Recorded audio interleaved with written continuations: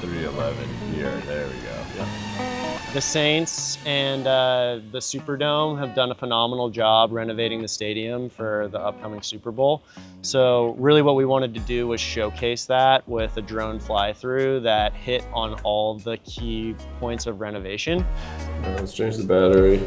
In essence, I am responsible for the safe flight of the aircraft. The director, the DP, the producer, whoever will kind of give me their idea of what the shot they're looking for is. And it's my job to figure out how do we achieve that safely and beautifully.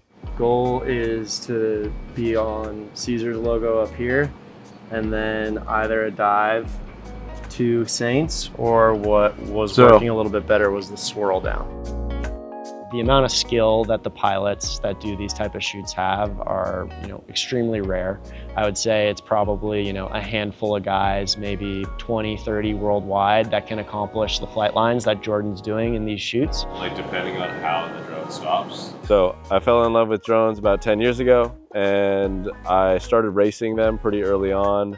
I ended up winning a world championship in 2016 and 2017. 2020, I started working in the film industry and kind of using my skills as a drone racer in a different industry. So a few things to tweak in there. Wireless frequency and radio frequency is hard to kind of explain. It's like sound, it goes through the air. And when you have large concrete walls, such as we have here, Wi-Fi radio frequency doesn't go through that. So we have to figure out a way to get around walls and maintain our control signal. One of those things where it's just like keeping it simple, just throw me in a wheelchair, push me around, gets the job done.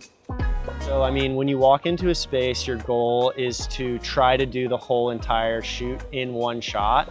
So, you're obviously not trying to find places to have a match cut, but inevitably, given that we're covering so much space, we're likely gonna have to find ways to hide in shots. And there's really a couple ways that we do that. One is a wipe, where something wipes the frame and it transitions. There's a little bit of VFX and masking that goes into that.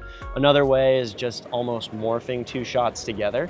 So like on the escalator shot, for example, we'll morph a shot from getting on the escalator to a shot coming off of the escalator. To get in and out of the locker room, we're gonna be doing wipes on very similar surfaces to kind of match those moments and get us in and out of those. So yeah, you always go into it trying not to do the match cuts, but really it's just about IDing those areas where you know that your VFX and editors can create those seamless moments to get you from shot to shot. As we come in through the doorway here, over the Crown Royale bar, and we're kind of showcasing the width of the new concourse, because they actually almost doubled the width of the concourse. So when I learned about this project, I was really excited about it. I'm trying to kind of weave this intricate knot throughout a building or space. It's always a fun kind of puzzle to solve. So when we showed up here, we were given a list of about 10 spots that we had to hit that they wanted to show off. And we got to kind of decide, how do we weave this all together to become one cohesive piece. That's why I love the film industry, really, myself, is the problem solving. And this was kind of the ultimate problem to solve.